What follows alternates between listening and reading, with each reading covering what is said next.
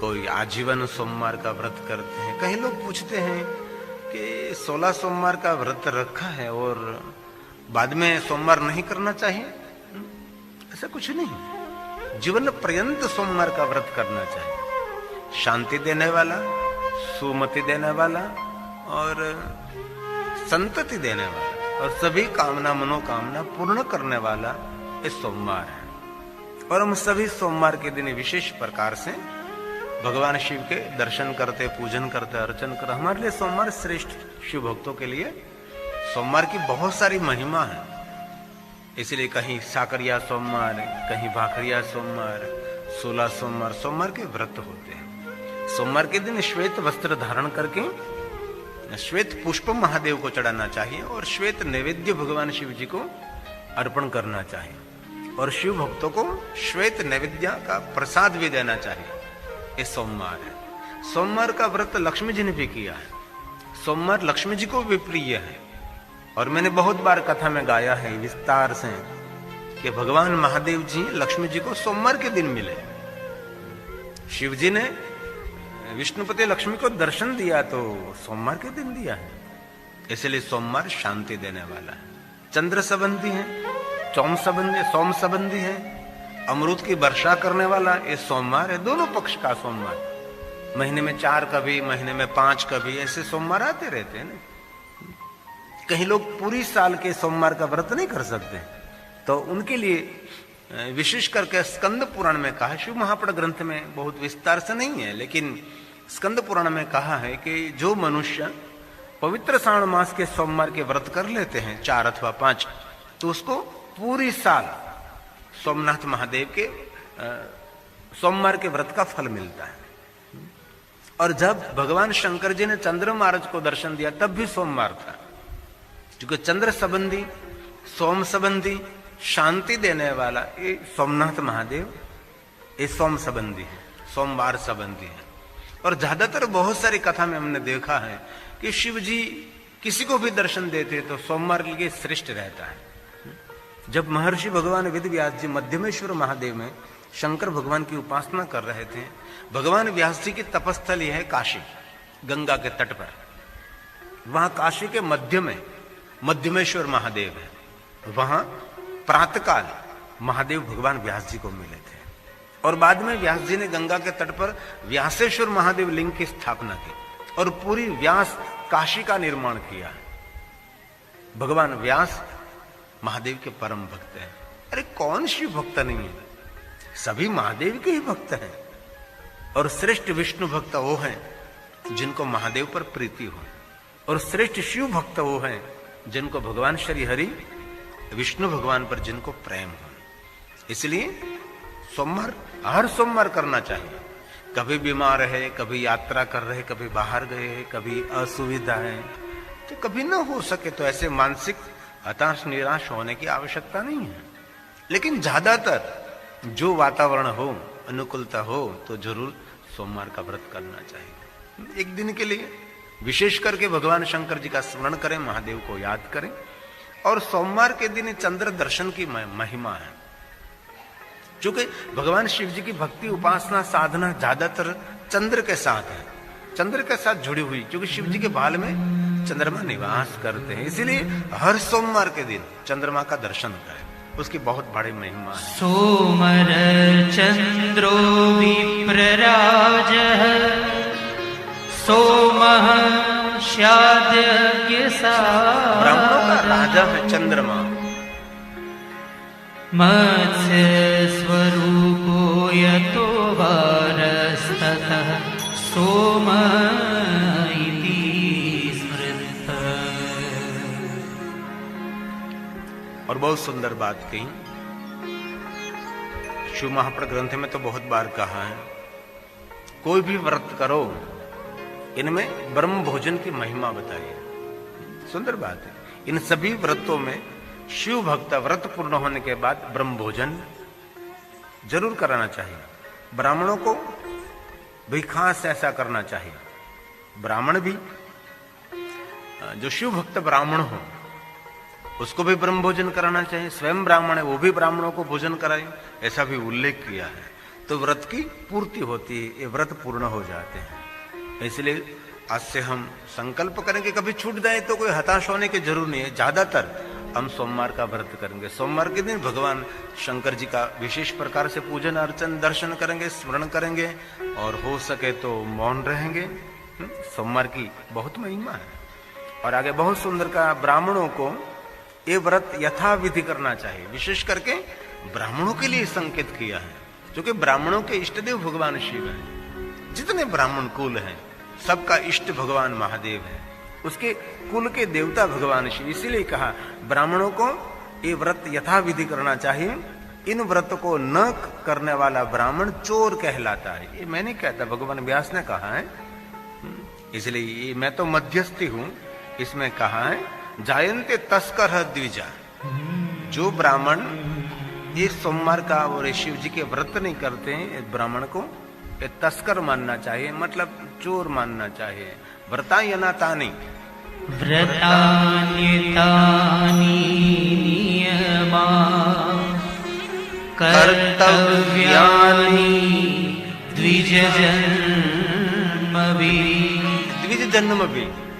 द्विज जन्म भी का अर्थ होता है ब्राह्मण कुल में जिनका जन्म हुआ है उसके लिए विशेष प्रकार से व्रत करना चाहिए। व्रतान्येतानि तु त्यक्त्वा जायन्ते तस्करा द्विज। सभी ब्राह्मण संध्या करते हैं। ब्राह्मण कभी शिव दर्शन शिव पूजन के बिना कभी मुख में जल भी नहीं रखते, मुख में अन्न भी नहीं रखते। ब्राह्मणों के इष्ट देवता भगवान शिव हैं, भगवान महादेव हैं। और जो शिव महापड़ ग्रंथ में भगवान व्यास ने गाया है वो मैं कहने का प्रयास करता हूं। मुक्ति का मार्ग जानने वाले को ये व्रत नियम से करना चाहिए। जिनको मुक्त होना है उसके लिए व्रत तो अवश्य करना चाहिए, मुक्ति मार्ग जानने वाले को। और निम्नलिखित चारों बातों को अच्छी तरह से ध्यान में रखना चाहिए। ये जो भगवान व्यास जी ने कहा, जिनको मुक्त होना है, मुक्ति मतलब मरने के बाद कुछ गति हो रही है इसकी बात नहीं।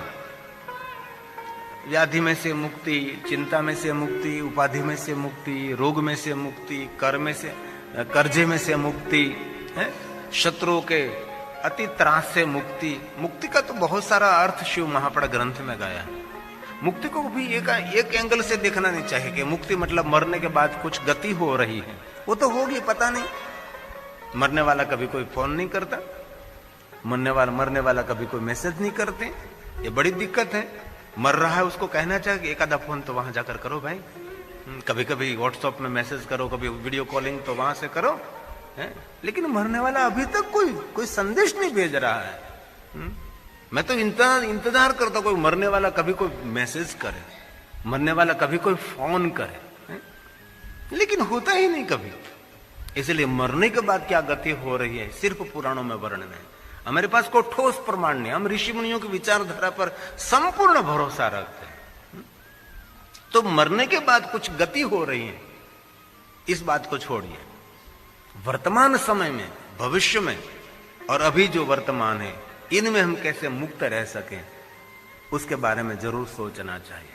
तो भगवान स्वयं महादेव जी ने, श्री हरि ने भगवान विष्णु जी को मुक्ति का मार्ग दिखाया। चार बात बताई। पहली बात शिवार्चन, दूसरी बात रुद्र जप, तीसरी बात शिव व्रत के दिन उपवास और चौथी बात शिवालय में जाकर भगवान शिव का स्मरण करना अथवा शिवालय में जाकर उपवास करना। वाराणसी में मृत्यु, ये सभी मुक्ति प्रदान करने वाले। मृत्यु के बाद जो गति हो रही है और जीवात्मा बंधनों से मुक्त हो जाएगा उसके बारे में कहा। ये चार बात हर मनुष्य के लिए, ऐसा नहीं कहा कि सिर्फ शिव भक्त के लिए, ऐसा कभी नहीं सोचना चाहिए। ये शिव महापड़ ग्रंथ में सिर्फ महादेव के भक्तों के लिए गाया, ऐसा नहीं। जीव मात्र के लिए कथा, हर मनुष्य मात्र के लिए कथा है। तो इस बात को याद रखें। शिवार्चन, शिवार्चनम रुद्र जप उपवास शिवालये वाराणसी जन्मस्यां च मरणं मुक्तिरेषा सनातनी मुक्तिरेषा सनातनी। ये सनातन बात है। शिवार्चन करें, रुद्र जाप करें, शिवालय में उपवास करें और वाराणसी में अंतिम समय निवास करें। अब तो परंपरा धीरे धीरे लुप्त हो रही है। अभी भी बहुत लोग हैं और महात्मा तो ज्यादातर जब मृत्यु का समय आ जाता तब वाराणसी चले जाते हैं, काशी में चले जाते हैं, शरीर गिराने के लिए काशी में पहुंचते हैं। अभी भी बहुत सारे संत, बहुत सारे महात्मा, बहुत सारे सज्जन लोग अपनी शेष बाकी हुई आयु काशी में पूर्ण करते हैं। उसकी बहुत महिमा है। और आगे कहूं, सोमवार की अष्टमी और कृष्ण पक्ष की चतुर्दशी को सोमवार आ रहा है। वो तो कभी कभी आता है ना, रोज नहीं ऐसा होता। सोमवार के दिन अष्टमी आ रही है और कृष्ण पक्ष की चतुर्दशी के दिन सोमवार आ रहा है। दोनों पर्व शिव जी को प्रसन्न करने वाले पर्व हैं। इनमें संदेह नहीं, इसमें कोई संशय नहीं। नात्र कार्य विचारण, इसमें कुछ भी कभी विचार नहीं करना चाहिए। याद रखें, अष्टमी और सोमवार दोनों साथ में है। कभी कभी अवसर आता है ऐसा, तो विशेष प्रकार से शिव दर्शन, शिव अर्चन, शिव पूजन करें। इसलिए पंचांग में देखना पड़ता है ना कि भाई क्या अष्टमी सोमवार साथ में क्या क्या है। हमारी जो परंपरा में पंचांग है, गुजरात का पंचांग थोड़ा सा अलग रहता है और गुजरात के बाहर जो है उसका पंचांग थोड़ा अलग रहता है। गुजरात का पंचांग दक्षिण भारत के साथ रहता है। जो ये उत्तर का पंचांग है वो लोग 15 दिन आगे चलते हैं। हमारा जो पंचांग है 15 दिन पीछे चलता है। अब पवित्र श्रावण मास में देखो तो जो गुजरात के बाहर हैं, ये सभी लोगों का पवित्र श्रावण मास 15 दिन पहले शुरू हो जाता है और हमारा गुजरातियों का पवित्र श्रावण मास 15 दिन पीछे शुरू रहता है। ये लोग 15 दिन आगे मनाते हैं क्योंकि ये पूरा उत्तर भारत डिस्टर्ब हुआ प्रांत है, इसलिए बहुत कुछ वहां थोड़ा सा भेद है। लेकिन पूरा दक्षिण भारत ये पूर्ण हमारी जो पहले की परंपरा है उनके साथ जुड़ा हुआ है। क्योंकि प्रांत इतना डिस्टर्ब नहीं हुआ जब ये उत्तर भारत जितना डिस्टर्ब हुआ है। मैंने बार बार कहा, बहुत 700 साल कोई कम नहीं है। गैर हिंदुओं का राज्य रहा 700 साल, मतलब 7 पीढ़ी बीत जाती है। 7 नहीं 8-9 पीढ़ी बीत जाती है तो कितना कल्चर बदल जाता है, कितनी अव्यवस्था सुविधा हो जाती है। शिव पूजा, यज्ञ सब कुछ बंद हो गया था, सब कुछ। कहीं नहीं, कहीं घंट नहीं सुनाई देता था, कहीं शिवालय की आरती नहीं सुनाई देती थी 700 साल तक। तो भी मेरे ऋषि मुनियों ने, सज्जनों ने ये सब कुछ रखा। और एक बात कहूं, पूर्ण ग्रंथ कहीं नहीं है मेरे पास। वेद भी पूर्ण नहीं, पुराण भी पूर्ण नहीं, बहुत सारी बातें हैं इसमें नहीं है, वहां से छोड़ देते हैं। बहुत कुछ नहीं है, हमें धर्म ग्रंथों को नष्ट कर दिया था। इसलिए बहुत सारे पुराण यहां नहीं है। तो दक्षिण भारत में बहुत सारे प्राचीन शिव जी के बारे में पुराण है। एक लिंग संप्रदाय का पुराण है, इनमें शिव जी के बारे में बहुत कुछ कहा, लेकिन मैं उखी मठ पहुंचूंगा तब उसके बारे में बहुत कुछ कहूंगा। जो लिंग संप्रदाय है, लिंग परंपरा है, जैसे हम लोग नाम के पीछे गिरी, पुरी, भारती, वन, अरण, तीर्थ, सागर लगाते थे, ये लोग नाम के पीछे लिंग लगाते हैं, नाम के पीछे लिंग जोड़ते हैं। भाई, कुमार, लाल, दास, ऐसा नहीं, नाम के पीछे लिंग। ऐसी एक परंपरा, उनका एक अलग सा ग्रंथ है शिव जी के बारे में। आदि जगत गुरु शंकराचार्य महाराज ने जैसे शिव धर्म के लिए बहुत कुछ किया, निरंतर किया, वैसे एक लिंग संप्रदाय का भी भगवान शिव के बारे में लोग गले में लिंग पहनते हैं और अपने जटा में लिंग रखते हैं, अपने मस्तक पर लिंग रखते हैं। अभी हम कहीं भगवान श्रीनाथ जी का दर्शन करने के लिए गए थे तो वहां उसके मस्तक पर शिवलिंग था। तो मुझे बताया कि यहाँ भगवान ये शामळिया जी अपने मस्तक पर मुकुट में भगवान महादेव का शिवलिंग रखते, मुझे दर्शन कराया, मस्तक पर शिवलिंग रखते और लिंग परंपरा में गले में लिंग पहनते हैं।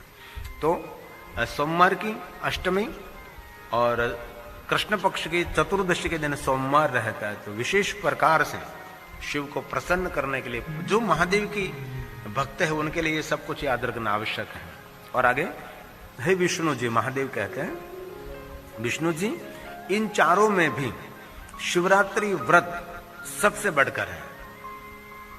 ये जो मैंने व्रत आपको दिखाया है, इस व्रतों में श्रेष्ठ व्रत शिवरात्रि का व्रत है। इसलिए भुक्ति और मुक्ति को फल देने, भुक्ति और मुक्ति का फल चाहने वाले पुरुष को शिवरात्रि को कभी नहीं भूलनी चाहिए। शिवरात्रि का व्रत नियमित करना चाहिए। शिवरात्रि किसको कहते हैं हम? कृष्ण पक्ष की त्रयोदशी को हम शिवरात्रि कहते हैं और महाशिवरात्रि चतुर्दशी को मनाई जाती है। ऐसी एक अलग से एक महिमा है। तो ये जो शिव महापुराण ग्रंथ में जो जो भगवान शंकर जी ने गाया है वो आपके समक्ष में कहने का व्रत प्रयास करता हूं।